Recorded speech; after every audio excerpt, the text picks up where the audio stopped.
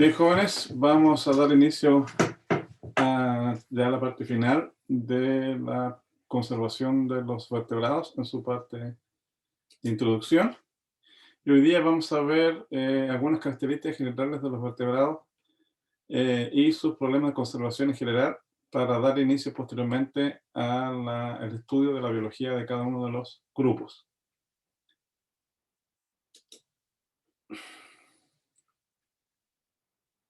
Primero, ¿cierto? Hay que entender que tanto las especies, particularmente los vertebrados, así como el ecosistema, forman parte de lo que se conoce como el patrimonio natural.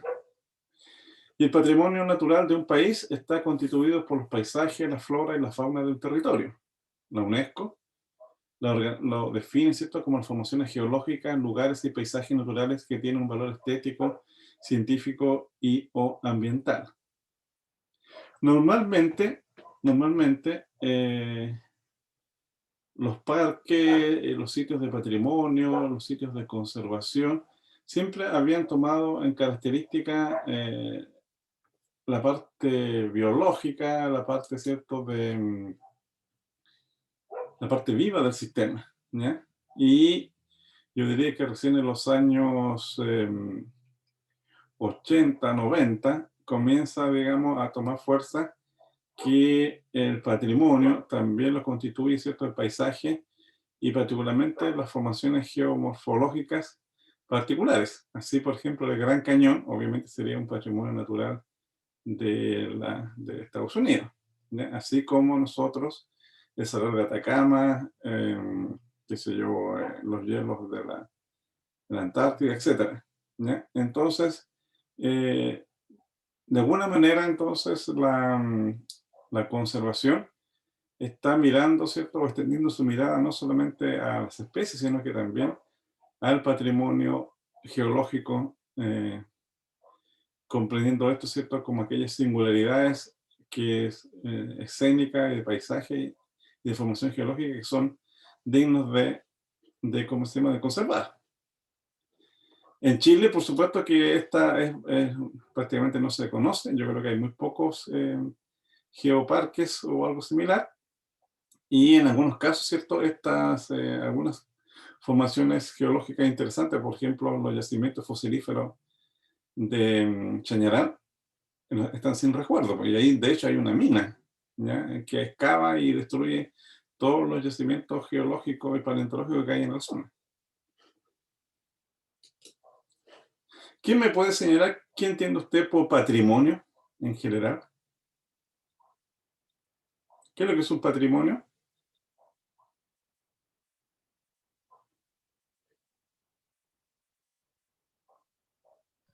Profe, yo lo definiría como un lugar que ¿Ya? pertenece a, a ver, sería como la herencia que ¿Correcto? tiene la sociedad o un lugar en específico Correcto. referente a un tipo de, a ver si como, que tiene como un tipo de historia con el país. Por ejemplo, Correcto. su formación, etcétera, y que caracteriza al país. Ya. Patrimonio, ¿cierto?, constituye un bien intangible, es decir, que no tiene presencia física, ¿ya?, como por ejemplo la cultura, y bienes, ¿cierto?, tangibles, que pueden ser propiedades, pueden ser, qué sé yo, una casa, eh, monedas, dinero, en fin, la herencia que ustedes reciben, el patrimonio intangible es la educación, por ejemplo, que ustedes reciben de sus padres, etcétera. Patrimonio es algo valioso, es algo que constituye, digamos, una especie de riqueza acumulada que tiene un valor sentimental, histórico, filosófico, etcétera. Eso constituye un patrimonio. Bueno, y ustedes, ¿cierto?, al igual que su patrimonio particular, ¿cierto?, es el patrimonio de su familia, el patrimonio de su educación, lo cuidan, po. Y por esa razón, entonces, los patrimonios, ¿cierto?, ya sean naturales o de otro tipo, hay que cuidarlo y conservarlo. Acá tenemos, ¿cierto?, particularmente, ¿cierto?, la conservación del patrimonio faunístico, ¿ya? el patrimonio faunístico está constituido obviamente por el conjunto de especies silvestres de un territorio. La FAO lo define como los recursos naturales que tienen importancia económica y la IUCN, ¿cierto? La Agencia Internacional para la Conservación, lo define como aquella especie que tiene un valor emblemático, científico y o ambiental. Por lo tanto, entonces el patrimonio faunístico lo constituyen las especies silvestres nativas, ¿cierto? Particularmente nativas, ¿cierto? De un territorio como este cururo, ¿cierto? Que es endémico de la zona central de Chile, es el Sphaerococcus que es un ratón fosorial, el famoso huiña, que es nativo pero no endémico porque también se encuentra en Argentina, y el pequén, que también, ¿cierto?, es una especie nativa, pero no es endémica porque se encuentra ampliamente distribuido en América del Sur. Pero, Profe, ¿sí? pero ahí la definición de patrimonio faunístico que aparece primero es distinta a la que da la FAO y la que da la FAO es distinta a la que da la IUCN. Sí, correcto. Ah, ya. Entonces como que no hay un consenso en realidad. No hay consenso. También un poco los criterios de conservación son similares, pero tampoco difieren en algunos casos. ¿Por qué? Básicamente porque la FAO, bueno, es una organización para la alimentación y la agricultura, ¿ya? Y por lo tanto la FAO, ¿cierto? El patrimonio faunístico, para ellos son los recursos naturales y aquellas especies que tienen importancia económica, como las aves cinegenéticas, es decir, las aves que se pueden cazar y comer, ¿ya? ¿Por qué? Porque ellos tienen el prisma de la parte de la alimentación. La IUCN, en cambio, tiene el prisma o la perspectiva de la conservación, ¿ya? Y señala que del patrimonio faunístico son aquellos que tienen un valor emblemático, científico y ambiental. Emblemático que sirve para la conservación. Ya habíamos visto, ¿cierto?, en las clases anteriores, que una especie emblemática es una especie, ¿cierto?, que atrae la atención, la mirada y la preocupación, ¿cierto?, por la conservación no solamente de esa especie, sino que de otras especies similares en un territorio. Ejemplo, las chinchillas son una especie emblemática, el loro tricagua es una especie emblemática, el pingüino de Humboldt es una especie emblemática, porque tanto las agencias gubernamentales como las ONG, qué sé yo, el mundo académico y la ciudadanía en general están preocupados, digamos, su conservación. Aunque, y ahí también, ¿cierto?, hay ¿cómo podríamos llamarla? Una disrupción, aunque esa especie no sea particularmente importante para el ecosistema. Simplemente es una especie emblemática porque, bueno, es atractiva, es bonita, en fin, mueve recursos, ¿ya? El pingüino de Humboldt, por ejemplo, ahí en la localidad de Los Chorros, mucha gente está preocupada de la conservación del pingüino de Humboldt, porque el pingüino de Humboldt, ¿cierto?, mueve una industria ecoturística importante en la zona, ¿ya? Entonces, lo que quiero señalar, ¿cierto?, es que para el caso de la conservación, ¿ya?, no solamente hay que tener en cuenta la importancia de la especie, sino que de alguna manera, ¿cierto?, atraer recursos para la conservación. Y ese es el gran problema que hay, pues, digamos, o sea, problemas de conservación tenemos en todos lados, y prácticamente con todas las especies. El problema, ¿cierto?, son los recursos para tratar, ¿cierto?, de protegerlos, ¿ya? Bueno, más adelante vamos a ver algunos de estos detalles respecto de cómo se hacen las estrategias de conservación. De hecho, la lectura que ustedes van a leer de cuáles especies sobrevivirán habla un poco de este problema, ¿ya? No se puede conservar todo, ¿ya? Profe, mi duda en realidad era si, onda, por ejemplo, usted, ¿cómo lo considera? ¿Usted cree que el patrimonio faunístico en realidad serían todas las especies?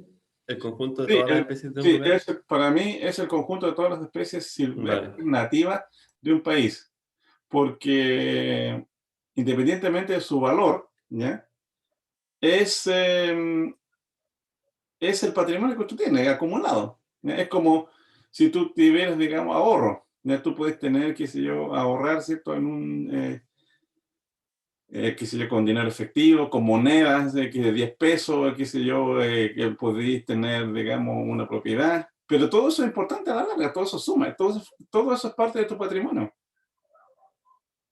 ¿ya?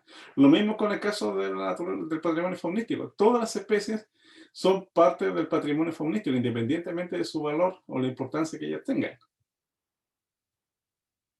¿ya? Porque, bueno, las relaciones ecológicas que se dan en el sistema son múltiples. Tú no sabes, digamos, cuál es realmente la importancia de una especie. Uno a veces lo categoriza por un criterio más antropogénico, pero en realidad todas las especies tienen importancia en el sistema. Bueno, siendo así, entonces la pregunta que nosotros tendríamos que hacerlo, ¿cierto? Es, ¿por qué importan los vertebrados? ¿Qué creen ustedes por qué estudiamos los vertebrados? ¿Para qué estamos, digamos, preocupándonos, digamos, de su conservación? ¿Por qué destinamos recursos para crear, qué sé yo, parques o reservas para su protección? ¿Por qué importan entonces los vertebrados? Porque ellos mantienen el equilibrio de los ecosistemas. Ya, muy bien, mantienen el equilibrio del ecosistema. ¿Qué más?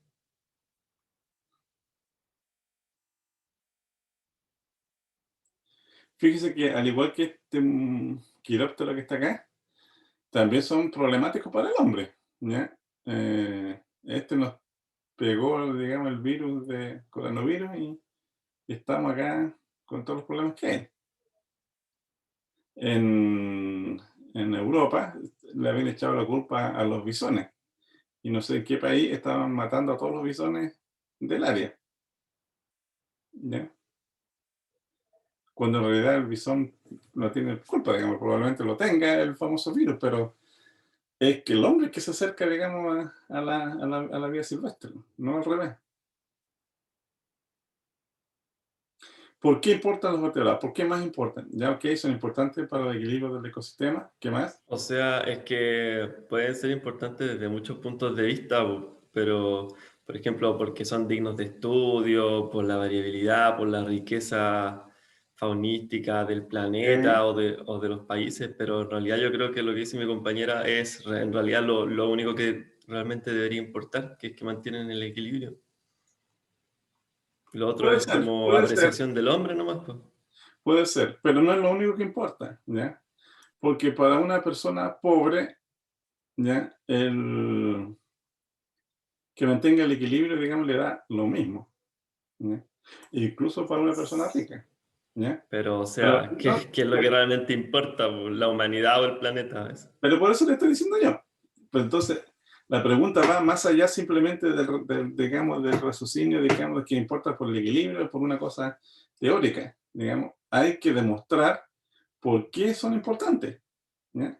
Y esa es la gran falla de los programas de conservación, ¿ya? Yo recuerdo una vez fui a dar una charla a un colegio rural, qué sé yo, por allá arriba, por Vicuña, en un pueblo ahí perdido más arriba, y una niña me dijo que, que por qué, digamos, yo estaba, digamos, estudiando los vertebrados y para qué servía la conservación cuando ella vivía, digamos, con su papá, que era cabrero, que caminaba casi todo el día para ir a la escuela y que no, que para ella, digamos, y para su familia, el estudio de los vertebrados y la conservación, como que no lo entendía. Y siempre me acuerdo yo de eso, yo traté de explicarle. Y claro, respondí un poco desde la academia, digamos, ¿ya? Pero también no entendí el mensaje profundo de esta niña, porque los niños hablan siempre con la verdad y con la razón, ¿ya? Y los niños hacen preguntas difíciles. ¿Por qué nosotros estamos estudiando los vertebrados? ¿Por qué hay que conservarlo? ¿Y por qué, digamos, la revolvemos tanto con el estudio, digamos, de estos animales? ¿Mm? Entonces, obviamente ahí me empecé a preocupar de encontrar argumentos para la conservación, porque los argumentos pueden venir de muchos lados, pero hay que explicitarlo. No basta decir, mire, ¿sabe qué? Son importantes para el ecosistema, ¿ya? Recuerdo yo también, ¿cierto?, una polémica que se armó cuando murieron los cisnes allá del lago este ¿cómo se llama? En Valdivia. y venían las cartas, ¿cierto? Y el ministro de Economía de la época hizo como una... ¿Cuánto vale un cisne, digamos? O sea, dijo, estamos hablando, digamos, que un cisne está costando aproximadamente, qué sé yo, 3 millones de dólares por todos los programas y cuestiones que había que hacer, digamos, para volver al sistema, al ecosistema, digamos, a su estado inicial y recuperar, digamos, las poblaciones de cisnes de cuello negro, que murieron ahí por contaminación de una planta celulosa. Entonces, claro, ahí se armó una batabola. Bueno, atacaron obviamente las organizaciones, digamos, de ONG ambientales al ministro, digamos, que era un insensible, que aquí, que todo lo veía por parte del dinero, qué sé yo. Él replicó diciendo que no, que ese dinero, digamos, servía para, qué sé yo, dar programas, digamos, asistencia social, construir hospitales, escuelas, en fin. Y cuando la naturaleza podía recuperarse solo, lo cual en cierta medida tenía razón, y etcétera. Entonces, ahí siempre está el problema, digamos, de entender, digamos, el sistema mucho más allá, digamos, de la obviedad de decir que son importantes para el ecosistema y que son importantes para nuestro propio beneficio, ¿ya? Lo importante, ¿cierto?, es demostrarlo económicamente, ¿ya? Y yo creo que por ahí tiene que ir, de alguna manera, ¿cierto?, la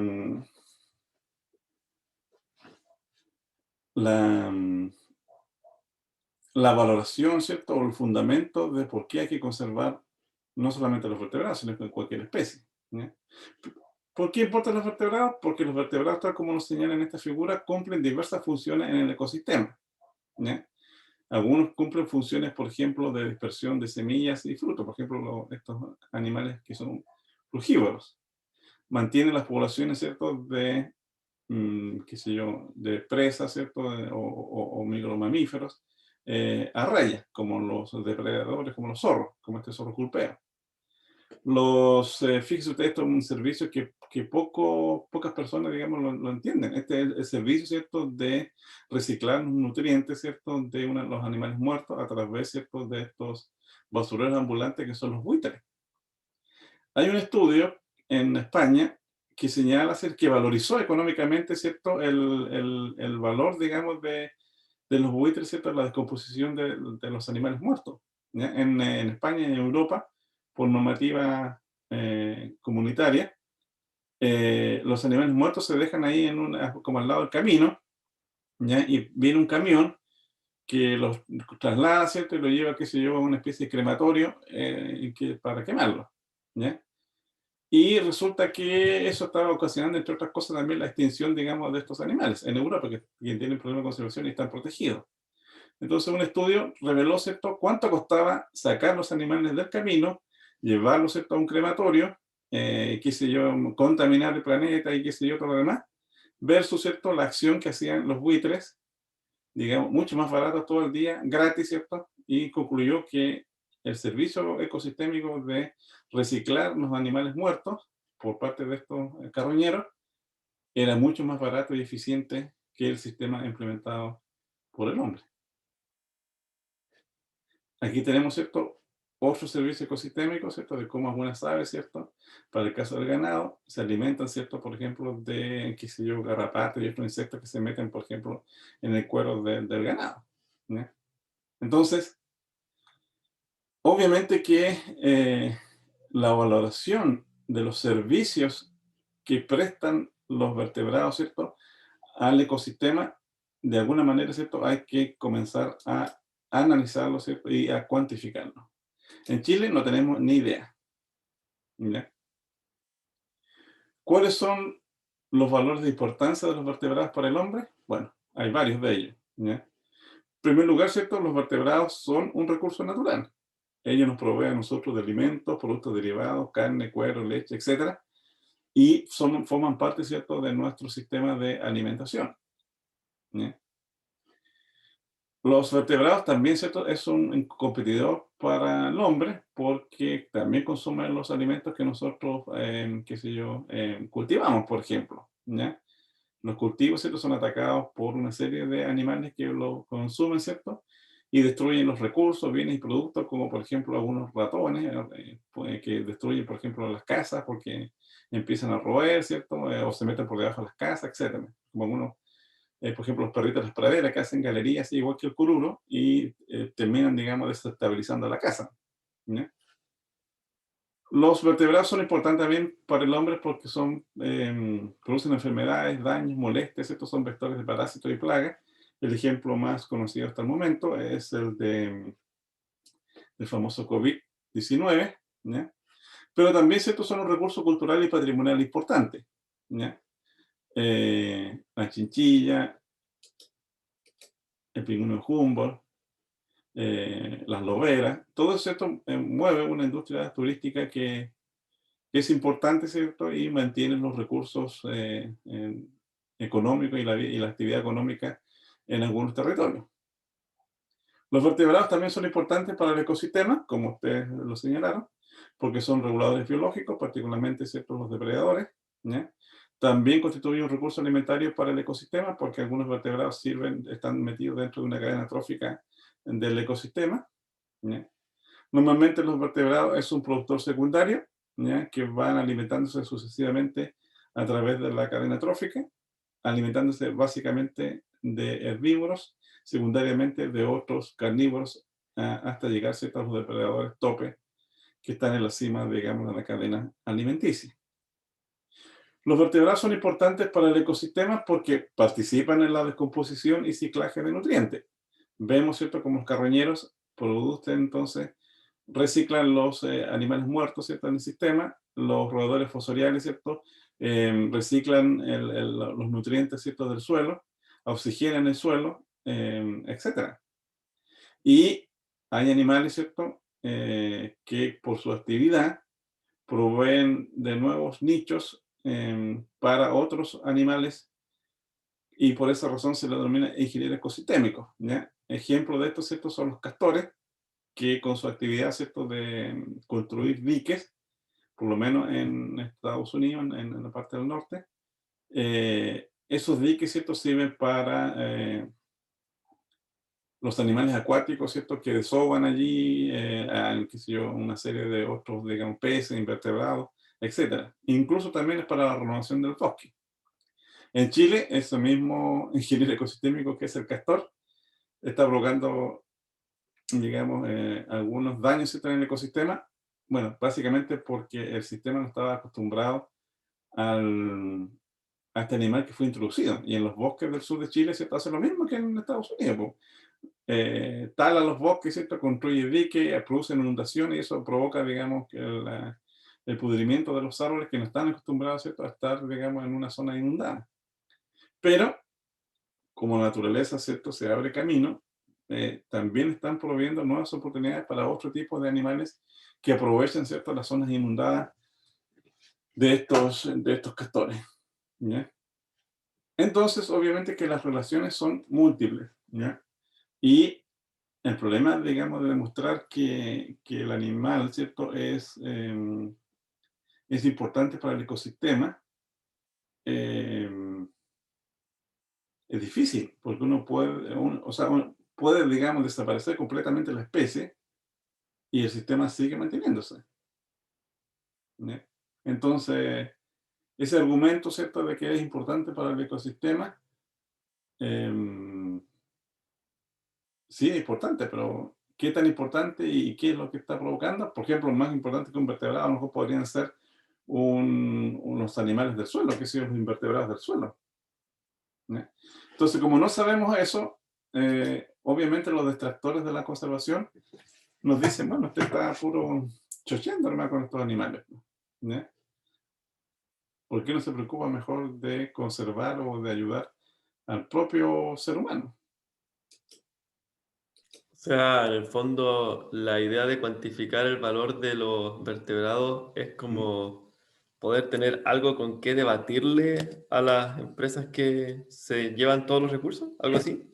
No solamente para la empresa, sino que también para solicitar los apoyos, digamos, del Estado, ¿ya? Porque el Estado no solamente tiene que preocuparse de la conservación de la fauna y flora nativa, también se tiene que preocupar, digamos, de todos los problemas que tiene una sociedad, ¿ya?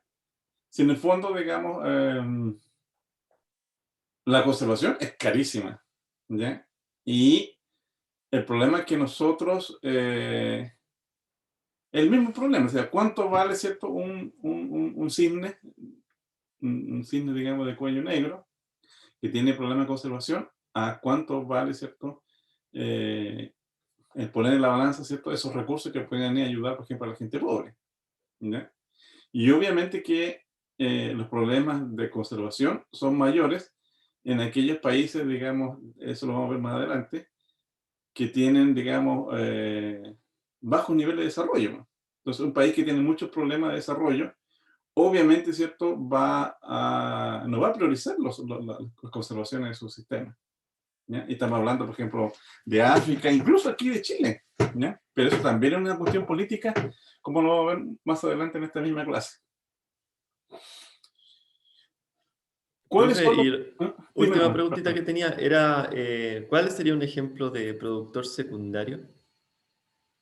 Un productor secundario, ¿cierto?, es cualquier animal que se alimenta de un herbívoro, ¿ya? Por ejemplo, un productor secundario podría ser un venado, ¿ya? O un guanaco. Es un productor secundario porque se alimenta directamente, ¿cierto?, de planta. El puma, que se alimenta, ¿cierto?, del guanaco, también es un productor secundario, pero se alimenta, ¿cierto?, de un animal, de un segundo animal que ya comenzó, digamos, a establecer. Entonces, en ese nivel trófico hay 3 pasos. Productor primario, que son las plantas, productor secundario, que es el guanaco, y un productor secundario más avanzado, que se alimenta del guanaco. Así pueden haber puede ser más larga y más compleja la trama trófica. Por ejemplo, un reptil herbívoro que se alimenta de plantas es consumido, por ejemplo, por otro reptil que es más grande, como la iguana, ¿ya?, que se alimenta entonces de ese reptil herbívoro, ¿ya? La iguana, ¿cierto?, es comido por un zorro. El zorro, ¿cierto?, se come, ya entonces van tres pasos ya, y ese zorro, ¿cierto?, puede ser también, digamos, depredado, por ejemplo, por un puma. Entonces ahí la cosa se agranda, ¿ya? Claro, es que Y en las así, cadenas... dime. Cualquier animal, ¿cierto?, que se alimente directamente de planta o de animales que se alimentan de planta es un productor secundario. O mejor dicho, más simple todavía, un productor secundario es cualquier animal que no puede, ¿cierto?, proveer su alimento a través de la fotosíntesis. Pero también se consideran consumidores. Esa es mi ¿Cuál? pregunta. ¿Perdón? ¿También se considera consumidor? ¿Un herbívoro? Un productor secundario, por ejemplo, según lo que estoy mirando en Google, también se llama consumidor primario. Por eso le preguntaba por un ejemplo. No. ¿Cómo? A Porque ver, ¿cómo? en las cadenas tróficas ¿Ya? que aparecen en Google Imágenes, ¿Mm? no aparece la palabra productor secundario en ninguna parte, Ah, aparecen como ya. consumidores solamente. Ah, bueno, sí, bueno, consumidores o productor secundario. Sí, bueno, básicamente digamos, puede ser también mirado desde ese punto de vista, digamos. Los productores primarios, ¿cierto?, son las plantas y las algas Claro, secundarias. claro. Todo el Y después resto vienen se alimenta de consumidores. eso, ¿ya? Y vienen los Vale. consumidores primarios, los consumidores secundarios, terciarios, qué sé yo, todos los que vienen. Bien, ¿cuáles son algunos de los servicios ecosistémicos que pueden presentar los vertebrados? ¿Ya? Acá tenemos, ¿cierto?, algunos servicios ecosistémicos. Tenemos servicios de ecosistémica de provisión, de soporte, de regulación y servicios culturales. ¿Cuáles son esas funciones ecológicas que reciben? Por ejemplo, la casa recreacional nos provee a nosotros, ¿cierto?, no solamente de alimentos, sino que de alguna manera, ¿cierto?, también una distracción, ¿cierto?, una actividad también cultural, ¿ya? Carne y huevos, ¿cierto?, plumas para vestimenta y ornamentos, por ejemplo, las parcas de pluma, los plumones para las camas, ¿ya? Son uno de los mejores aislantes, así que obviamente, ¿cierto?, una vestimenta hecha con plumas verdaderas son mucho más caras que las plumas sintéticas. Algunos animales, ¿cierto?, nos proveen de grasas para la polinización, etc. Ejemplos de taxones que pueden brindar estas funciones ecológicas son los patos, las bandurrias, los coipos, los perdices, los cuyes. Los cuyes son, digamos, los cavias, tórtolas, conejos, ñandú, guanaco, etc. Los soportes, ¿cierto?, de polinización, dispersión de propágulos de animales y vegetales. Aquellos animales que intervienen en el ciclo de nutrientes y estimulan la producción primaria.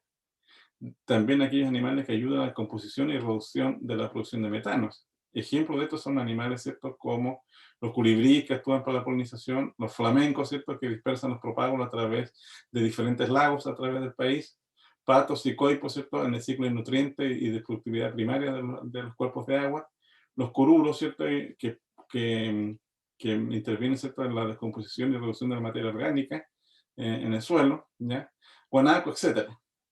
¿Ya? Entonces los animales hacen muchas funciones, ¿ya?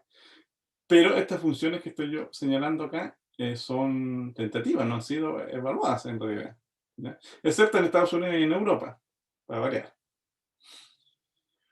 Otro ejemplo de regulación, esto está mucho más, de alguna manera, ¿cierto?, de alguna manera demostrado en el país, el control de plagas. Ratadas e insectos, ¿cierto?, los rapaces, los zorros, las golondrinas, ¿cierto?, consumen gran cantidad de estas plagas.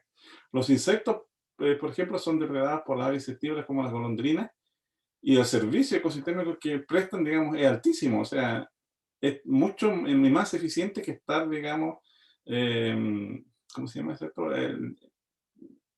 Liberando, ¿cierto?, insecticida o DDT al sistema. Pueden ser centinelas de enfermedades, cambios de régimen de los humedales, por ejemplo, los jotes, los cururos, ¿cierto? Generalmente los animales acuáticos viven, ¿cierto?, en humedales que son oligotróficos, es decir, que están sanos. Cuando se comienza entonces a producir la eutroficación, porque empieza la producción, ¿cierto?, de más algas, de metano y qué sé yo, es un lago, pero prácticamente sin vida, ¿ya? Remoción de carroñas por los jotes, ingeniero ecosistémico como el carpinterito, ¿cierto? El carpinterito es un pájaro carpintero que hace huecos, ¿cierto?, en los troncos, ¿cierto? Y al hacer huecos en los troncos sirve, ¿cierto?, para que otros pájaros, digamos, se metan allí, etcétera, ¿ya?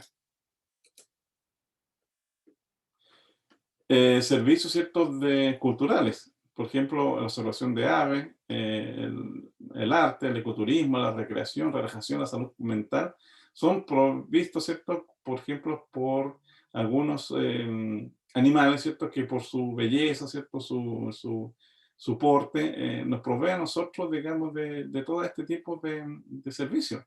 El pingüino de Humboldt, el siete colores, las chinchillas, los cines, los atracapos, ¿cierto?, mueven una industria, ¿cierto?, ecoturística importante. No solamente por ir a visitarlo y verlo, sino que para observar animales usted tiene que tener, digamos, una guía de campo, tiene que comprarse unos binoculares, si es fanático se va a comprar una cámara y después probablemente se va a comprar una cámara de mejor valor, más cara, etcétera, amén de desplazarse a los lugares, digamos, donde viven, y etcétera, ¿ya? Entonces todo eso está moviendo, ¿cierto?, una industria que de alguna manera, ¿cierto?, está relacionado con los vertebrados, ¿cierto? Y es un servicio cultural para, digamos, que proveen indirectamente estos animales, o estos taxones, ¿ya? Fíjense ustedes que en el caso de la recreación, la relajación y salud mental, está tomando mucho vuelo ahora, ¿ya? Y de hecho podría ser una unidad de investigación para ustedes, ¿ya? El hecho, por ejemplo, de que haya un parque, un jardín donde usted va, ¿cierto?, se sienta y escucha a los pajaritos, puta, es relajante. Y si usted está, digamos, nervioso, qué sé yo, se relaja y qué sé yo, eso está, de alguna manera está cuantificado en otros países, ¿ya? Aquí, en cambio, todas las áreas verdes las destruimos, ¿ya? Si vemos un pájaro, tratamos, digamos, de darle un piedrazo. No nos damos cuenta, ¿cierto?, de los servicios, por ejemplo, de relajación y salud mental que nos provee, digamos, la naturaleza. Y hay que ver qué importante, pues, si usted, como vamos a ver mucho más adelante, digamos, La Serena es un desierto de cemento, si casi no hay árboles en este país, en esta ciudad, ¿ya? Usted, ¿por qué cuando va, si que sea a Viña o va, que sea a otro país, en Argentina, por ejemplo, casi todas las ciudades tienen muchos jardines, muchos árboles en todos los, digamos, las zonas, digamos, de públicas? Aquí, a lo más, plantar una palmera toda roñosa, ¿cierto?, que apenas da sombra, y en un lugar, digamos, desértico, que deberíamos tener muchas sombras para, digamos, entre otras cosas, también resguardarnos, digamos, de las altas temperaturas. Entonces, todas esas cosas, ¿cierto?, tienen que ir unidas, ¿cierto?, con otros elementos de nuestro desarrollo. fíjense ustedes cómo el arte, ¿cierto?, de alguna manera también nos provee de servicios culturales y que están relacionados, ¿cierto?, por ejemplo, con algunos de los vertebrados, por ejemplo, aquí en el caso de las aves, ¿ya? Esto es una imagen, ¿cierto?, de Concón, de Taiwán, ¿cierto?, que salió en National Geographic, donde esta actividad, ¿cierto?, cultural, artística, no solamente sirvió, ¿cierto?, para proveer relajo y distracción a los habitantes, sino que sirvió, ¿cierto?, para que los niños de alguna manera se compatibilizaran, ¿cierto?, con las aves, ¿cierto? Hicieron otras actividades, digamos, relacionadas, digamos, con su entorno, ¿ya?, natural. En Chile creo que también estuvo este pato, ¿ya? Pero, bueno, lo típico, pues, los bandidos, ¿cierto?, al tratar, digamos, de destruirlo, creo que lo desinflaron, y esa cuestión, o sea, no hubo ninguna actividad artística, ninguna actividad que lo acompañara. ¿Por qué? Porque nos falta cultura, nos falta un desarrollo, ¿cierto?, cultural. Y lo más patente de esto, ¿cierto?, es el estado que está en nuestras ciudades. Es lamentable, La Serena no estaba así antes. La Serena era un lugar precioso, limpio. Ustedes lo recorren ahora, es un basural. Lleno de perros, de ambulantes, pintados, destruidos, casi sin árboles. ¿Eso es lo que queremos para para vivir nuestra propia existencia? ¿Eso es lo que queremos, digamos, dejarle como herencia y patrimonio a nuestros hijos? Yo creo que no. Entonces, hay que revertir eso, ¿ya? Si hay aglomeraciones de gente, ¿cierto?, se llegan los patos malos, ¿cierto?, y nos asaltan o nos roban, pues. Entonces, eso pasa porque, es cierto, hay un desarrollo, hay pobreza también acá en este país, obviamente, pero yo creo que lo principal es la falta de cultura. Chile hace 20 años atrás, 30 años atrás, 50 años atrás, era mucho más pobre que ahora. Mucho más pobre. Si ustedes conversan con sus abuelos, se van a dar cuenta, ¿cierto?, de las condiciones que ellos trabajaban y ellos vivían, ¿ya? Mi abuelo trabajó en una mina y después fue zapatero y ese fue su gran logro en su vida. Pero él jamás hubiera dejado de trabajar, jamás hubiera, digamos, destruido, digamos, su entorno, jamás hubiera robado. Entonces, hay algo en la sociedad nuestra que no está funcionando. En fin, sigamos. Fíjense ustedes cuáles son los servicios, ¿cierto?, que nos prestan los distintos organismos, particularmente, ¿cierto?, en los vertebrados, ¿ya? Bueno, las plantas terrestres, ¿cierto?, nos proveen a nosotros, ¿cierto?, de alimentos, ¿cierto? Son los, digamos, aquí todas esas plantas, ¿cierto?, domesticadas, y por supuesto los elementos, ¿cierto?, constitutivos del paisaje nos da a nosotros, ¿cierto?, la resiliencia del sistema, ¿ya? Los animales terrestres, los domesticados, ¿cierto?, sirven para nuestra alimentación, para la producción, ¿cierto?, de abrigos, cueros, etcétera, alimentos, grasas, aceites, mantequilla. Todo eso, ¿cierto?, viene de los animales terrestres domesticados. El resto, ¿cierto?, es parte del sistema, ¿ya? Los animales acuáticos y las plantas, ¿cierto?, también son, de alguna manera, no domesticados, pero en algunos casos domesticados para el caso de la acuicultura, pero la mayor parte, ¿cierto?, extraída de la naturaleza y que son parte, ¿cierto?, de nuestra base de alimentación y a su vez, ¿cierto?, la base de la alimentación de los animales domésticos, que provienen de los recursos del mar. La harina de pescado, por ejemplo, es la base de todos los alimentos, ¿cierto?, no solamente de los animales domésticos, sino que también de las mascotas, ¿ya? Otros animales, ¿cierto?, se extraen directamente. Microorganismos, ¿cierto?, y hongos son también utilizados para la elaboración de vinos, panes, quesos, etc. Es decir, nosotros utilizamos, ¿cierto?, la biodiversidad en prácticamente todo, ¿ya? Y no nos damos cuenta, ¿cierto?, de que la destrucción de nuestros sistemas, de nuestros ecosistemas y de nuestras especies, estamos, ¿cierto?, eliminando toda esta parte. Y probablemente otra parte importante aquí también, ¿ya? ¿Por qué? Porque toda la biodiversidad crea las condiciones, ¿cierto?, para la producción de alimentos, ¿cierto?, y bienes, porque son las fábricas, ¿cierto?, que se originan a partir de los genes, especies y los ecosistemas naturales. Nosotros no podemos reconstruir esto. Lo único que hacemos es utilizarlo. pero lo utilizamos, ¿cierto?, de mala forma. No lo estamos utilizando sustentablemente.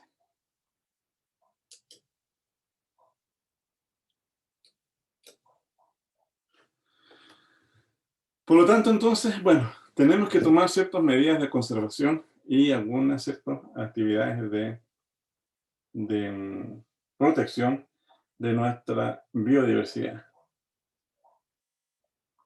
¿Y cómo creen ustedes que hay que conservar las especies y los ecosistemas?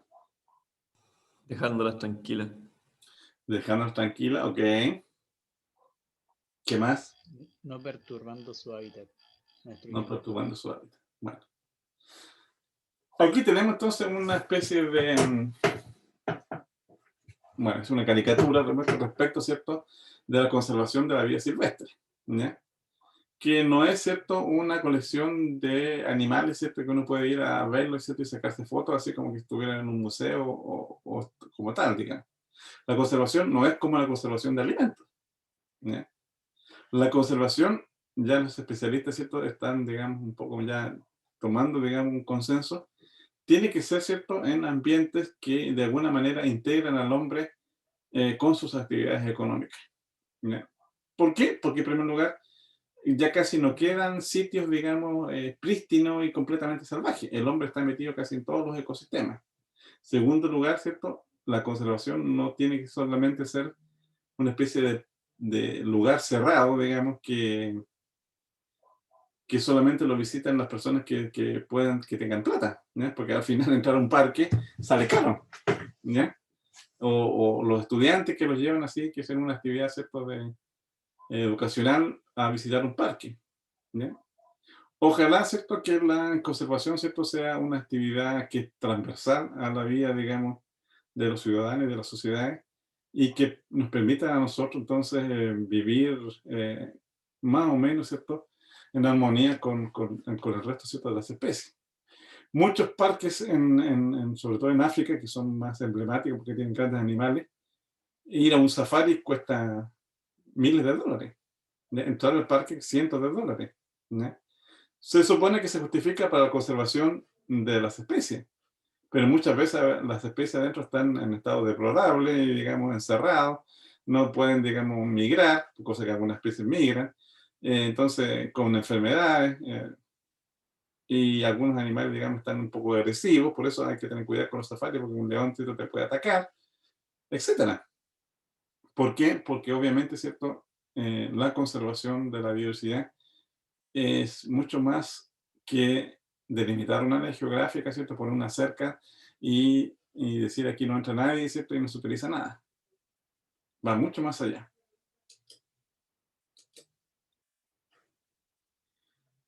¿Por qué debemos conservar los vertebrados? Bueno, porque la mayoría de ellos, ¿cierto?, tiene problemas de conservación, ¿ya? Por ejemplo, los mamíferos, ¿cierto?, junto con las aves, ¿cierto?, son aquellos animales vertebrados que tienen los mayores problemas de conservación. Aproximadamente aquí hay como 1000 especies en cada de estos grupos que tienen problemas de conservación. De ellos, ¿cierto?, 119 están extintos, 108 en el caso, ¿cierto?, de las aves, ¿ya? En el caso de los reptiles, hay mucho menos, con problemas de conservación, 253, 21 de ellos están extintos. Anfibios, 124, 5 de ellos están extintos. Insectos, 537 y 73, pero eso es una medida, digamos, un poco subestimada porque los insectos son mucho mayores, ¿ya? Y la deforestación y todo eso provoca, ¿cierto?, de que la extinción de muchas especies de insectos. En la actualidad, ¿cierto?, las tasas, ¿cierto?, de extinción se estiman que son mucho mayores, ¿ya? Y aquí vemos, por ejemplo, otra medida, ¿cierto?, de conservación o de naturalidad de los sistemas que se denomina, ¿cierto?, la capacidad, la biocapacidad, ¿ya?, tanto para los países como para el mundo. Pero aquí tenemos, ¿cierto?, la biocapacidad del mundo. Fíjese, fíjese usted que esta línea que está aquí, ¿ya?, es la biocapacidad que tiene el planeta Tierra, ¿cierto?, para sustentar a la población actual, ¿ya? Y que está de alguna manera medida, ¿cierto?, en billones de hectáreas globales para sostener, digamos, la vida humana. Obviamente que ya estamos sobrepasando, ¿cierto?, la biocapacidad del planeta. Es decir, estamos siendo, ¿cierto?, que necesitamos por lo menos un tercio más, o qué sé yo, no, el doble, ¿cierto?, de la biocapacidad del planeta para sostener a la población actual, ¿ya? Eso significa entonces de que estamos explotando, ¿cierto?, los recursos de tal manera que estamos haciendo, ¿cierto?, que todo el planeta sea, digamos, poco sustentable, ¿ya? O derechamente no sustentable, ¿ya? Y aquí tenemos, ¿cierto?, algunas de las actividades que han ido, digamos, disminuyendo, ¿cierto?, esta biocapacidad del planeta. Fíjense ustedes que en los años 60 nosotros teníamos una capacidad, estamos debajo, ¿cierto?, del límite de la biocapacidad. O sea, nuestro mundo nos proveía a nosotros, ¿cierto?, los suficientes recursos para sostener nuestra vida humana. En 1970, ¿cierto?, comenzó a subir, ¿ya? Y las traspasamos de alguna manera, ¿cierto? A los 80 las volvimos a traspasar, pero acá ya en el 2016, ¿cierto?, estamos muy por encima de la capacidad, de la biocapacidad del planeta. Y en el 2020 subió un poco más, pero fíjense ustedes aquí, ha disminuido. ¿Por qué creen ustedes que ha disminuido acá, aunque sea un poco? Por la cuarentena.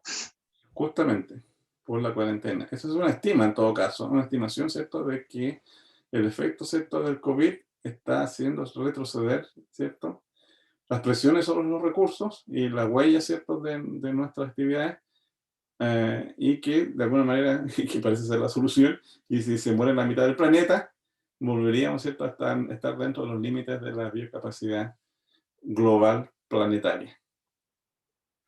Obviamente que, por ejemplo, lo que más influye, ¿cierto?, en esta disminución de la biocapacidad son la huella de carbono, ¿ya? La huella, ¿cierto?, de las tierras, ¿cierto?, construidas es relativamente baja. La pesca también, aunque ha ido aumentando, pero lo que también más influye, ¿cierto?, son las huellas, ¿cierto?, de los productos forestales y la huella, ¿cierto?, de los cultivos, de cereales y agrícolas, que se abren extensiones gigantescas para la producción de cereales. De hecho, en Brasil, por ejemplo, la deforestación es reemplazada, ¿cierto?, en los cultivos, ¿cierto?, los monocultivos de trigo, de soya y de otros productos, digamos, de cereales, ¿ya? Y que ha ido creciendo progresivamente más a medida, ¿cierto?, que la población humana también aumenta su número. Por lo Profe, ¿por tanto, qué perdón, por qué la línea punteada verde que indica la biocapacidad va aumentando? ¿No se supone que debería disminuir? buena consulta. No lo sé directamente, pero yo sospecho, ¿cierto?, de que esta biocapacidad está, por lo menos debería mantenerse igual, ¿ya? Claro, Bien. mínimo. Pero puede que aumenta porque se calcula, digamos, en relación con la huella, digamos, de las otras actividades humanas. Entonces, por esa razón tiende a aumentar quizás levemente, ¿ya? Es como una medida que está asociada a la huella de carbono, a la huella de la parte construida, a la huella de los productos forestales, etc., ¿ya? Ahora, también puede ir aumentando también, eso sería otra explicación, porque de alguna manera en algunos países ha aumentado, ¿cierto?, los números ha disminuido, por ejemplo, la tasa de deforestación o han aumentado, ¿cierto?, las áreas de protección, ¿ya? De hecho, por ejemplo, las áreas de protección en países desarrollados es mucho más alta que, por ejemplo, en América Latina. Estados Unidos tiene mucho más parques en proporción a su territorio que Chile, ¿ya? Y Chile tiene mucho menos parques en proporción a su territorio que Bolivia. Bolivia es mucho más grande que Chile y es más pobre, pero sin embargo tiene mucho más parques. Entonces, todo eso puede explicar un poco que esta cosa haya aumentado levemente. Pero nunca tanto tampoco, está alrededor entre 10 o quizás 11. Sí, pero es raro que aumente. En verdad no debería. Esas pueden ser las posibles explicaciones. ¿Algunas reconsultas hasta acá?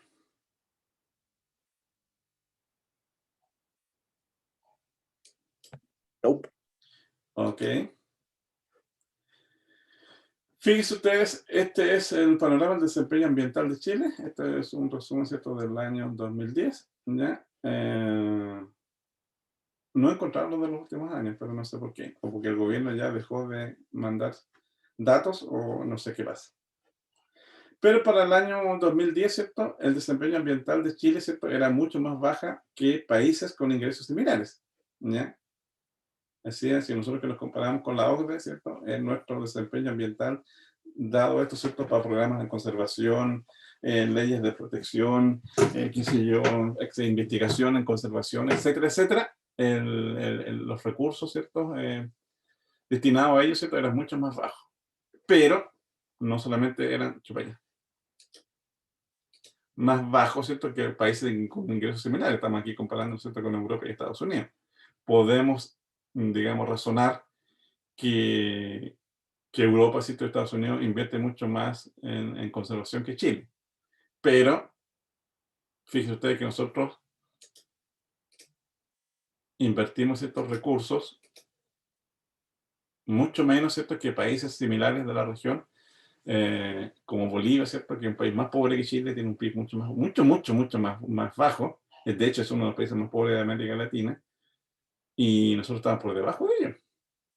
¿Ya? Entonces, significa entonces que en Chile, digamos, de alguna manera, las programas de conservación, la parte, ¿cierto?, ambiental, todavía, digamos, no es una prioridad para el Estado y para las políticas, digamos, del gobierno. ¿Ya? Yo Y creo que eso ahí es salen porque... los conflictos, Yo creo digamos, ambientales que nosotros conocemos. Dime. que eso debe ser porque Chile, en comparación con el resto de los países vecinos, tiene mucha más influencia externa, muchas más empresas externas privadas. Sí, sí, puede ser. Puede ser. Puede ser también porque el movimiento ambiental en Chile, digamos, despierta, yo creo, después de los 80, realmente, porque de esa manera los problemas ambientales se han transformado, ¿cierto?, en un problema político y se han trasladado, ¿cierto?, a la esfera política. ¿Ya? Y la gente ha reclamado más porque lo ve como un signo, digamos, de explotación de las grandes empresas y ese tipo de cosas. ¿Ya? Pero obviamente que en esta cosa, digamos, hay que tener la cabeza fría, ¿cierto? Y pensar bien en aquellos proyectos que son necesarios, digamos, para el crecimiento económico y otros proyectos que son necesarios para la conservación. ¿Ya? Por ejemplo, las famosas represas en Aysén, de que hubo un movimiento muy fuerte en contra de ello. ¿Ya? Bueno, se iba a intervenir un río, ¿ya? Pero así como ese río, hay cientos de otros ríos similares en Aysén. ¿Ya? Y el porcentaje de territorio que se iba a afectar era mínimo en comparación, digamos, con los beneficios que podrían tener, pero pudo más, digamos, la parte ambientalista y ese tipo de cosas. ¿Ya? Entonces, hay que siempre estar sopesando las dos cosas, digamos. ¿Ya? E incluso a veces, yo creo que la mayor parte, digamos, de las cosas ambientales y de conservación a veces también daña a las propias personas. Por ejemplo, en Chile, un programa de conservación exitosa ha sido, digamos, las áreas de manejo de marinas que se dan, por ejemplo, a un grupo de pescadores para que lo administren. Eso ha sido una experiencia exitosa en Chile. Pero también, ¿cierto?, ahora se ha estado dando cuenta, ¿cierto?, de que esos planes de manejo de concesiones, digamos, de marinas, también de alguna manera ha aumentado la pobreza de los pescadores. ¿Por qué? Porque tiene una serie de regulaciones, porque como todas las cuestiones, digamos, que se dan en concesión, entonces los pescadores tienen, digamos, derecho, ¿cierto?, a usar, digamos, los recursos marinos de esa área concesionada y son exclusivos para ellos, ¿ya? Pero cuando se establecen las vedas, que sí, también los afecta. Entonces después, en ciertos momentos del año, o algunos años, no tienen, digamos, dónde sacar recursos. Y como tienen ese tipo de concesión, tampoco se pueden trasladar a otra concesión de otro lado porque son otros dueños. ¿Te fijas? Entonces, al final, ahí comienzan los conflictos. ¿Ya? Por lo tanto, entonces, estas políticas tienen que ser flexibles, tienen que ser, digamos, adecuadas, tienen que tener excepciones para que ¿cómo se llama? Para que las personas, digamos, que utilizan los recursos naturales y ayudan a la conservación, puedan utilizarlos. Entonces, ahí está el equilibrio. O sea, los humanos tenemos que utilizar los recursos naturales, pero tenemos que utilizarlos sustentablemente. Ahora, ¿cómo lo hacemos? Bueno, ahí está la gran pregunta que hay que resolver. Matando gente. Eso no. Bueno, aquí tenemos otro problema, digamos, de la conservación de la biodiversidad, que al igual que la extinción de las especies, ¿cierto? Es un problema cultural, que es la extinción, ¿cierto?, de la experiencia. ¿Ya? Estos son datos, ¿cierto?, de acá de Chile, de nuestro país. Son las personas, ¿cierto?, que reconocen a distintas especies, ¿ya?, como el picaflor, el pudú, el zorro, el guiña, el monito. Fíjense ustedes que los adultos reconocen más las especies, ¿ya? Los niños ubican el picaflor, ubican menos el pudú, no tienen idea que en Chile existen zorros, conocen probablemente el gato montés, ¿ya? Pero tanto los adultos como los niños no tienen idea, por ejemplo, de que Chile tiene cierto marsupial que se denomina monito del monte. Entonces, ¿qué es lo que está pasando? Que nuestros jóvenes y nuestros niños, ¿cierto?, crecen aprendiendo de elefantes, de jirafas, qué sé yo, del bisón en Estados Unidos. Aprenden la biodiversidad, digamos, de foránea y no la nuestra. ¿Ya? Incluso en los libros de texto también se ha detectado, digamos, de que, por ejemplo, una cadena trófica, qué sé yo, del lago Chungará, ponen especies que no existen en Chile y son textos oficiales del Ministerio de Educación. ¿Por qué? Porque hay un desconocimiento, ¿cierto? Y hay una extinción de la experiencia y eso es complicado, porque cuando se extingue la experiencia, ¿sí?, el conocimiento local de la fauna y la flora, ¿cierto?, nativa, obviamente que nosotros no vamos a tener, ¿cierto?, una empatía con nuestra biodiversidad y como no la conocemos, tampoco nos vamos a preocupar de su conservación.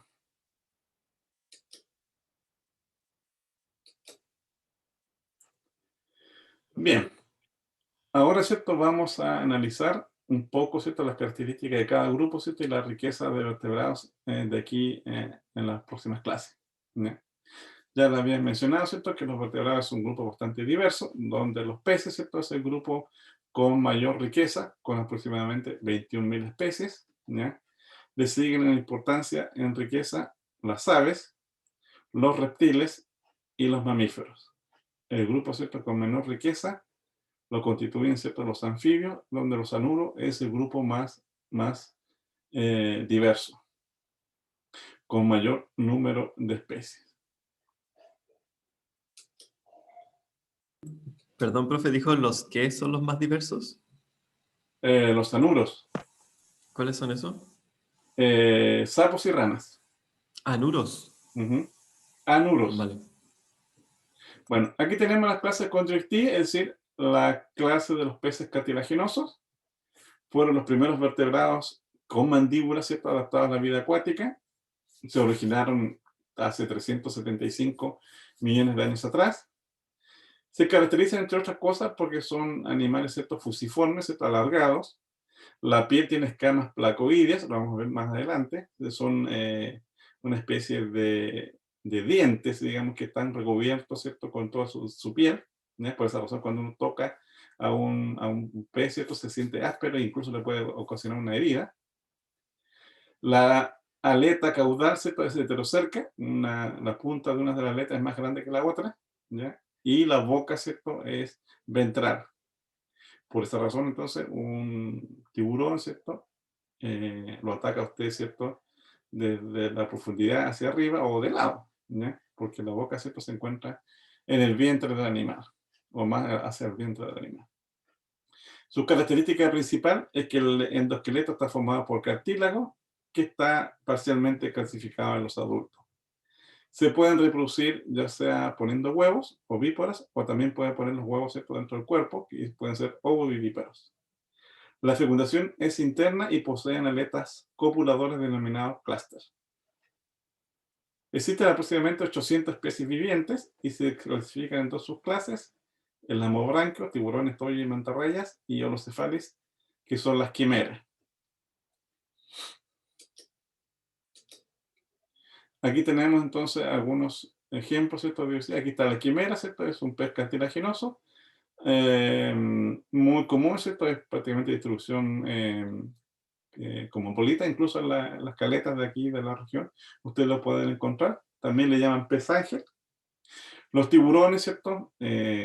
Como este escualo, ¿cierto? El toyo y otras especies, hay muchas especies de tiburones, el tiburón martillo, etc. También es un pez cartilaginoso junto con la mantarraya y las rayas, ¿cierto? Que son en general especies detritívoras o sencillamente, ¿cierto?, herbívoras, que se alimentan entonces del fito y zooplancton, ¿cierto?, que está en las aguas, ¿cierto?, o en el fondo marino. Profe, Dime. una consulta. Si uno Sí. colocara una mantarraya o un tiburón en agua dulce, ¿cambiaría algo? ¿Le afectaría el ¿Perdón? hecho de, si uno colocara una mantarraya, un tiburón, que son animales marinos que están en el mar, y los colocara en agua dulce, afectaría en algo Por la vida supuesto, de ellos? por supuesto. No solamente los tiburones, sino que también los peces, digamos, los peces de agua de mar. Lo vamos a ver más adelante cuando veamos la biología de los peces. Estos animales tienen que regular, al igual que nosotros, ¿ya? Y la homorregulación varía dependiendo si está en agua dulce o está en agua salada, ¿ya? Si está en agua dulce, lo más probable es que tenga que capturar sales, ¿cierto?, para mantener la constancia de su medio interno del agua, porque en el agua dulce, ¿cierto?, hay menos concentración de sales. En el agua salada ocurre al revés, ¿ya? El animal, ¿cierto?, tiene que excretar sales porque el agua de mar, ¿cierto?, contiene mayor cantidad de sales y por lo tanto entra constantemente al cuerpo, y el animal, para mantener su homorregulación, ¿cierto?, excreta sales activamente a través de la orina y a través de las branquias. Existen animales que son diádromos, es decir, pueden estar en agua dulce y en agua salada, como los salmones, ¿ya? Pero igual tienen problemas, o sea, cuando son juveniles, ¿cierto?, están en el agua dulce, pero llega un momento, ¿cierto?, en que tienen que trasladarse a agua salada. En ese momento, los sistemas homorregulatorios cambian, ¿ya? Particularmente las bombas de sodio y potasio, que se activan, ¿cierto?, para empezar a excretar ahora sales. Si usted traslada un salmón a agua marina antes de tiempo, antes que se produzca, digamos, esta maduración, el animal puede morir. Si lo traslada después, el animal vive pero no crece. Entonces, tiene que tener, digamos, procesos, digamos, de homorregulación. En forma natural, el salmón sabe cuándo tiene que salir del agua dulce a ingresar al agua de mar para alimentarse y crecer, y después volver de agua de mar hacia el agua dulce, ¿ya? Y bueno, y los peces que viven en estuarios, donde hay muchos cambios de salinidad, desde agua dulce a agua salada, son los campeones de la homorregulación. Pero esos son los menos, ¿ya? La mayor parte o está adaptada a agua dulce o está adaptado a agua salada. Profe, ¿con los microorganismos pasa lo mismo? O sea, ¿hay de todo? No sé con los microorganismos, yo no soy microbiólogo, pero bueno, los microorganismos y los invertebrados, los sistemas regulatorios son más lábiles, digamos, o sea, no son tan eficientes como en el caso de los vertebrados. Pero es probable, digamos, que estén adaptados para distintos ambientes, ¿ya? Es muy raro encontrar especies generalistas que estén adaptadas a todas las condiciones. Los contenidos de sales en el cuerpo, ¿cierto?, de cualquier animal es complicado, ¿ya? Y por lo tanto, entonces, tienen que tener sistemas regulatorios para mantenerlo constante, ¿ya? Que es lo mismo que nos pasa a nosotros. Nosotros, digamos, nos sube la presión o nos baja la presión por el contenido de sal. Y eso es básicamente porque consumimos, ¿cierto?, ya sea muchos alimentos salados o consumimos, digamos, sal que le echamos, digamos, a la carne, qué sé yo, a la ensalada y ese tipo de cosas, y se nos sube la presión. ¿Por qué? Porque tenemos cierta mayor cantidad de sales en nuestra sangre y eso, digamos, dificulta la circulación y hace trabajar más al corazón y nos sube entonces la presión, con los riesgos, ¿cierto?, de paros cardíacos y cosas por el estilo. De hecho, yo tengo la presión alta, digamos, porque soy salado, me gusta, digamos, consumir sal, pero ahora trato de evitarlo. Si no, un día me va a dar un patatún y ahí va a quedar su querido profesor en ¿cómo se llama? Marcando ocupado.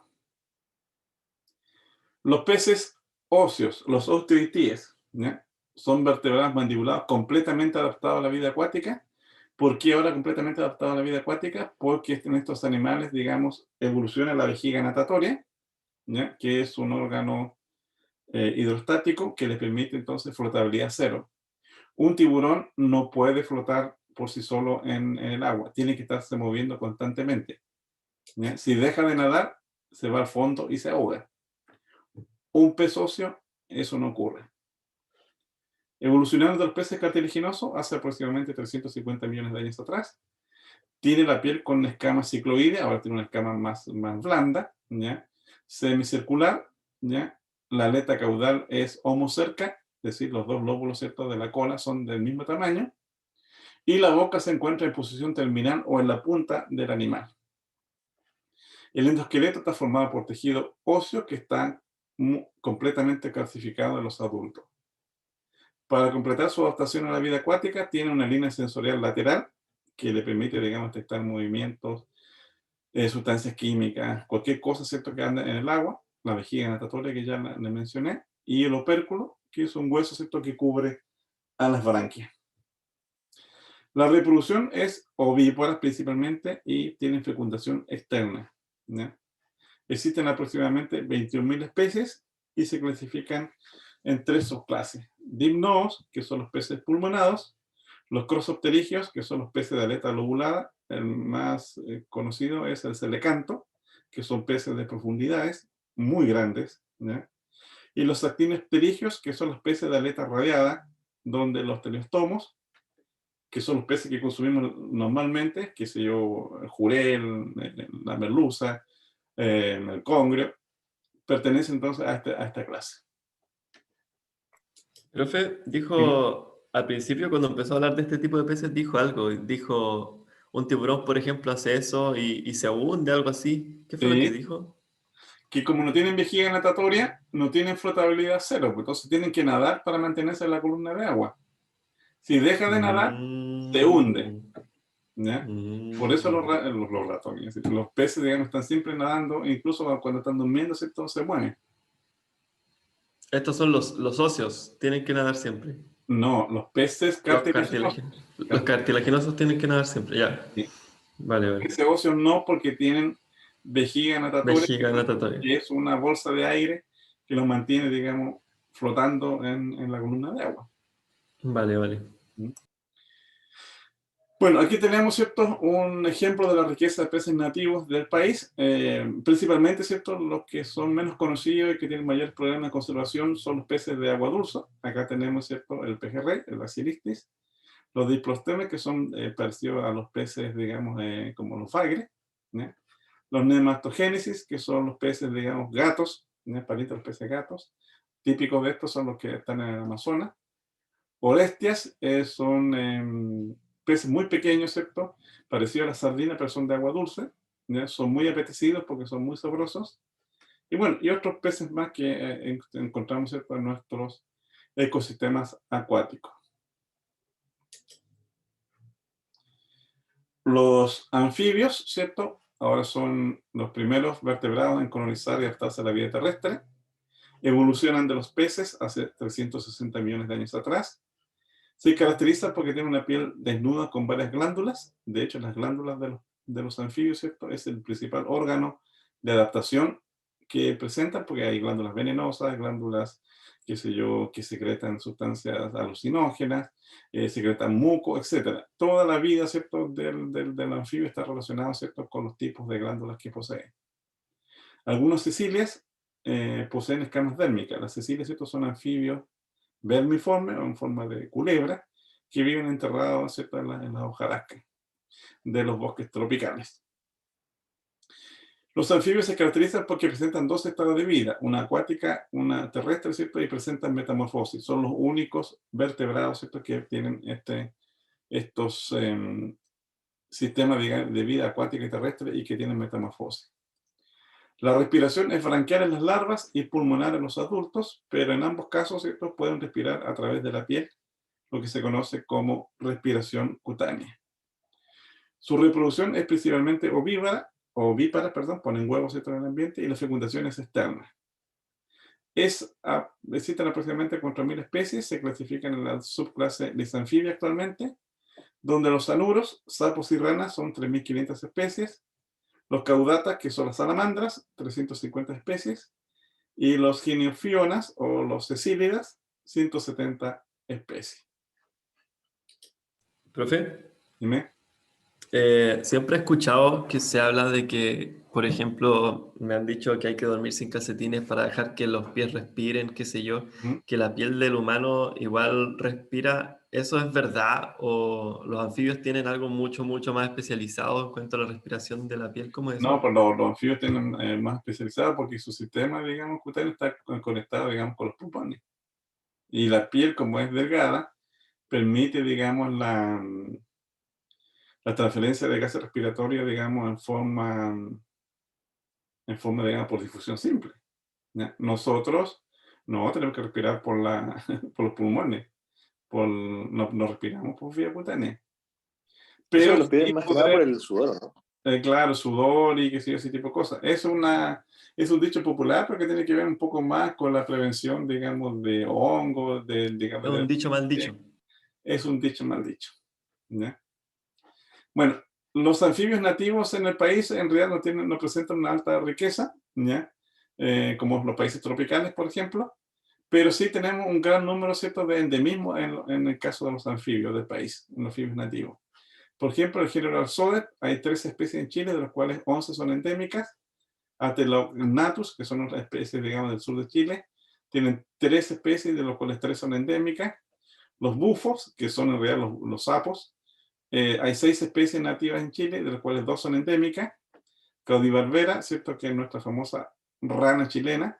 Caudibarbera o Calocitophalaela galli.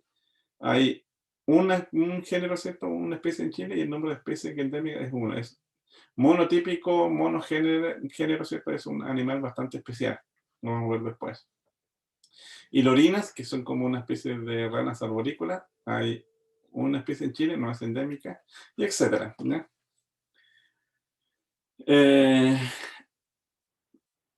Tenemos, ¿cierto?, entonces un alto número de especies endémicas. De hecho, cada cuenca hidrográfica del país, particularmente en el norte del país, tiene sus propias especies de anfibios que son endémicas de ese lugar. No se encuentra en ninguna otra parte más del mundo, ¿ya? Y ustedes pueden ver, ¿cierto?, que la riqueza, ¿cierto?, es igualmente de todas maneras importante. Acá tenemos, ¿cierto?, este sapo, ¿cierto?, que es sapo más terrestre, que es un bufo atacamensis. Tal como señala el nombre, ¿cierto? Está de la región de Atacama, está Coquimbo, Valparaíso. Pleurodema taur, que tiene una distribución mucho más amplia, prácticamente toda la zona central de Chile. Se caracteriza porque tiene unas manchas, ¿cierto?, oculares que parecen ojos. De allí viene, ¿cierto?, el sobrenombre, un nombre común que se denomina sapito de 4 ojos. Acá tenemos nuestra rana chilena, pues pueden ver, ¿cierto?, que es un animal de gran tamaño. De hecho, antes se capturaban animales que pesaban aproximadamente casi 1 kilo, ¿ya? En el laboratorio tenemos un animal fijado que es bastante grande, pero eso estamos hablando de que se capturó en los tiempos de la colonia, ¿ya? Ahora prácticamente está con problemas de conservación y en vía de extinción en casi toda su distribución. ¿Por qué? Porque es una especie comestible, ¿ya? De allí viene, ¿cierto?, el apodo de rana chilena, ¿ya? Caudibarbera. En general las ranas son comestibles y los sapos no. ¿ya? Porque ya sea porque tienen glándulas urticantes o porque tienen glándulas venenosas. Acá tenemos, ¿cierto?, el Rhinoderma darwini, que es el sapo de Darwin, también con problemas de conservación en el sur del país. Se caracteriza, ¿cierto?, porque posee así como una especie de piquito y cría, ¿cierto?, a sus renacuajos al interior de la boca, ¿cierto?, donde completa su desarrollo. Y cuando ya están listos, ¿cierto?, la hembra o el macho también abre su boca, ¿cierto?, y saltan los sapitos ya completamente formados a las charcas, ¿cierto?, para colonizar un nuevo ambiente. Profe, ese sapito de Darwin, me acuerdo que una compañera alguna vez disertó sobre la ranita de Darwin. ¿Es lo mismo o son distintos? Es lo mismo, es lo mismo. O sea, no los sobrenombres, los nombres comunes, ¿cierto? Pueden variar un poco, pero se refieren a la misma especie, ¿ya? Los reptiles ahora son vertebrados ectotermos, adaptados completamente a la vida terrestre. ¿Por qué completamente? Porque en los reptiles, ¿cierto?, evoluciona el huevo cleidoico, ¿ya? Es un huevo, ¿cierto?, con una cáscara porosa que permite la respiración y una membrana, ¿cierto?, interna, que es el amnio, que provee entonces de un ambiente acuoso al desarrollo del embrión de reptil, ¿ya? Los reptiles evolucionaron de los anfibios hace 310 millones de años atrás. Presenta la piel seca, prácticamente no hay glándulas, y están protegidas por escama o caparazón en el caso, ¿cierto?, de las tortugas, ¿ya? La reproducción puede ser ovíparas y vivíparas y tienen fecundación interna. Normalmente, ¿cierto?, los reptiles tienen hemipenes, es decir, un par de penes que sirven entonces para la fecundación. Existen aproximadamente 6.000 especies vivientes y se clasifican en la subclase Anápsida, donde las quelonios o tortugas son con 225 especies aproximadamente. Las sinápsides, que fueron reptiles similares a mamíferos, están extintos. El grupo más diverso es la subclase Lepidosauria, donde aquí tenemos, ¿cierto?, los lagartos, la serpiente, el tuatara, ¿cierto?, de Nueva Zelanda, que abarcan aproximadamente unas 5.800 especies. La subclase Arcosauria, es decir, reptiles antiguos, donde agrupa actualmente solamente a los cocodrilos, los caimanes, los gaviales y formas afines, son 21 especies. Y los ictosaurios, que fueron reptiles acuáticos, ahora también están extintos. Aquí tenemos, ¿cierto?, un ejemplar de un matuasto, que es un reptil de cordillera de mediano tamaño, pero aplastado en el sentido dorsoventral, cuyo nombre científico, ¿cierto?, es Fimaturus paluma, ¿ya? Ustedes pueden ver, ¿cierto?, que igual el porcentaje, ¿cierto?, de endemismo es relativamente alto en el caso, ¿cierto?, de los reptiles, ¿ya?, con mucha mayor diversidad y riqueza en la zona norte del país, zonas desérticas, que para el sur de Chile, ¿ya? Aquí tenemos el género Calopiste, la iguana, ¿cierto? Tenemos solamente una especie. Los Diploaemus, ¿cierto?, que son los cabezones, son 3 especies. El grupo más diverso, ¿cierto?, son los Liolaemus, ¿cierto?, que son los lagartos de cuello liso, donde hay aproximadamente 76 especies, donde la mitad son endémicas casi. Los Microlophus, los corredores, ¿cierto?, del desierto, son 6 especies, el número de especies endémicas son 5. Los Philodactylus, ¿cierto?, que son las salamanquejas, hay 2 especies, de las cuales las 2 son endémicas, etc. ¿Ya? También tenemos acá las culebras, la Philodrias chemisones, culebra de cola corta. Hay 3 especies, de las cuales 2 son endémicas, y la Trichimenis chilensis, culebra de cola corta. 2 especies, ¿cierto?, de las cuales una es endémica.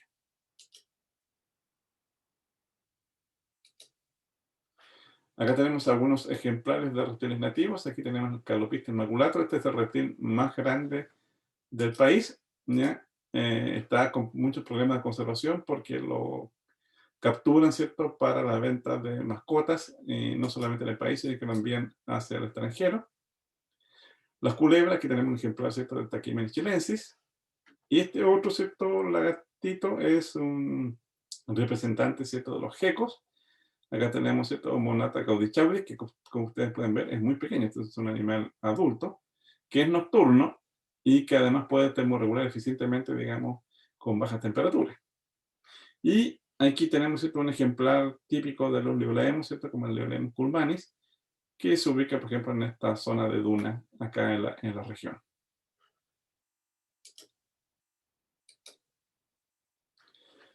Las aves son vertebrados ahora endotermos, todos los animales anteriores son ectotermos, que están adaptados ahora principalmente a la vida aérea. Evolucionan de los reptiles, del tronco de los saurisquia, alrededor de 180 millones de años atrás. Presentan respiración pulmonar y sacos aéreos. La piel está cubierta con plumas y las escamas solamente se encuentran en las patas y se encuentran cornificadas. Sin glándulas sudoríparas, y las mandíbulas están cubiertas con picos córneos sin dientes. Todo esto, ¿cierto?, las plumas, los picos córneos, la ausencia de dientes, ¿cierto?, y una disminución de los elementos, ¿cierto?, óseos, son adaptaciones, ¿cierto?, para la vida aérea o para volar.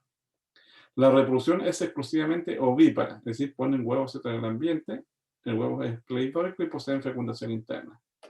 Existen aproximadamente 9.000 especies y se clasifican en los arqueonites, que son las aves primitivas, donde tenemos la Archaeopteris, las protoaves, todas extintas. Las enantiornites, que son aves opuestas, es decir, que tienen las cinturas, digamos, pélvicas con un hueso, ¿cierto?, hacia atrás. Tenemos, ¿cierto?, el Labisaurus y la Eoniatornis, también todos extintos, y solamente los neornites, que son las aves verdaderas, son las que sobreviven en la actualidad, donde tenemos los paseriformes, las rapaces, los patos, etc. Todas las aves que ustedes conocen. La riqueza de aves terrestres es mucho mayor que otros vertebrados en el país, ¿ya?, donde en la zona de la Puna, en la zona mediterránea y en el desierto costero son las zonas ecológicas del país donde hay mayor riqueza de especies, ¿ya? Como estos animales pueden volar y desplazarse a grandes distancias, hay muy pocos endemismos de aves en Chile, ¿ya?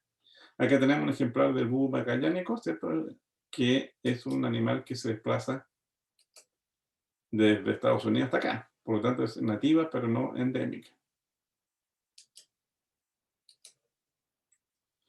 Aquí tenemos algunos ejemplos de aves nativas.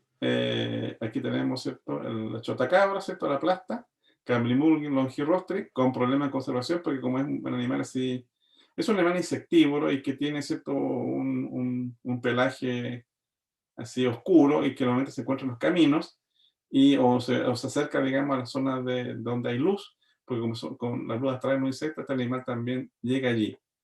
Los campesinos lo matan, ¿cierto?, porque creen que este animal, ¿cierto?, trae la mala suerte, ¿cierto?, cuando se encuentra en el camino y ese tipo de cosas. ¿Ya? Igual que los chunchos y en general las aves rapaces nocturnas, ¿ya? La gente del campo, ¿cierto?, tiene muy arraigado, ¿cierto?, estas creencias que el chuncho, ¿cierto?, presagia la muerte o la mala suerte, entonces lo ahuyentan o sencillamente lo matan. Cuando un chuncho, ¿cierto?, presta valioso servicio ecosistémico como el control de plagas y ratones, ¿ya? Acá tenemos 7 colores, el ave, ¿cierto?, probablemente más hermosa, digamos, del país, Tachuri rubrigrasta, ¿ya? Aquí tenemos, ¿cierto?, un yal, Frigilus galli, que es un ave, ¿cierto?, de precordillera. Y aquí tenemos, ¿cierto?, una ave endémica del país, que es el Celorchino rubicolas, el chucao de los bosques valdivianos, es una ave muy pequeña también, que prácticamente solamente se escucha el canto, pero que mueve, ¿cierto?, una industria ecoturística importante, porque todo el mundo viene a verlo, ¿cierto?, de todas partes de la región y de otras partes, ¿ya? Fíjense ustedes que cuando uno, que he estado en varios parques y leo a veces digamos, el registro de visitantes, me llama la atención, digamos, que muchos visitantes de los parques nacionales nuestros son gente extranjera, en primer lugar. Eso se puede explicar porque trasladarse a un parque es complicado, es lejos y podría salir caro, aunque no son tan caros los parques nacionales. Segundo lugar, cuando uno pone, digamos, los motivos de visita al parque, los gringos salen avistamiento de aves, qué sé yo, contemplación de la naturaleza, fotografía de la vida silvestre. Y cuando uno analiza la parte, digamos, de los nativos chilenitos, que vienen de picnic, vienen a hacer, digamos, camping y vienen a pasarla bien, pero menos, digamos, a contemplar la naturaleza, ni a ver los pájaros, ni las aves, ni ninguna otra cosa por el estilo. Eso indica entonces, bueno, que los intereses, ¿cierto?, para visitar un parque difieren, y eso también es importante en conservación, las percepciones y los intereses de las personas, que lo vamos a ver más adelante, ¿ya? Aquí tenemos la clase mamalia, la última clase, ¿cierto?, que vamos a analizar. Son vertebrados endotermos, adaptados principalmente a la vida terrestre, evolucionan de los reptiles hace 280.000 millones de años. Se caracterizan porque poseen glándulas mamarias, de allí viene el nombre, mamalia, ¿cierto? Animales, ¿cierto?, con glándulas mamarias, y también presentan glándulas sudoríparas. La piel está recubierta con pelos, ¿ya? Presentan una unión dentario escamosa de la mandíbula, la dentición heterodonta, es decir, tenemos distintos tipos de dientes adaptados a distintas funciones para consumir nuestros alimentos. La reproducción es vivípara, excepto los monotremas, y la fecundación es cisterna. Hay aproximadamente 4.000 especies, se clasifican en prototerias, donde tenemos los monotremas, equina y el ornitorrinco, los terias, que son los animales placentados, zorro, laucha, el hombre, el canguro, están representados acá en el grupo de los terias. Y tenemos dos subclases o infraclases. Metaterias, con placenta primitiva, que son los marsupiales, y los euterias, con placenta compleja, que son los roedores, caballo, la vaca, qué sé yo.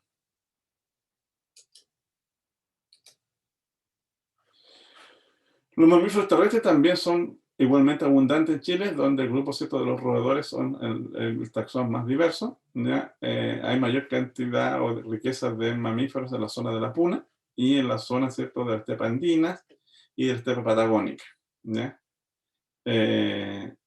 Chile también presenta, no es mega diverso en mamíferos, pero sí con altos endemismos. Aquí tenemos entonces el monito del monte, de los mismos gliroides, ¿cierto?, que es nativo porque también se encuentra en Argentina, ¿ya?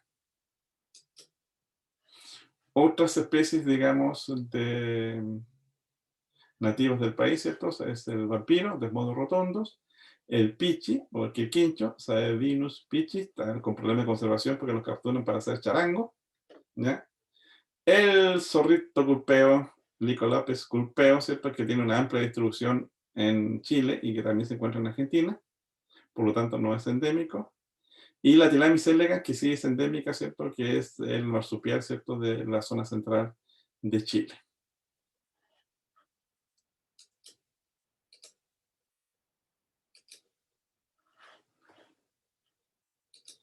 Justito. Justito. ¿Consultas?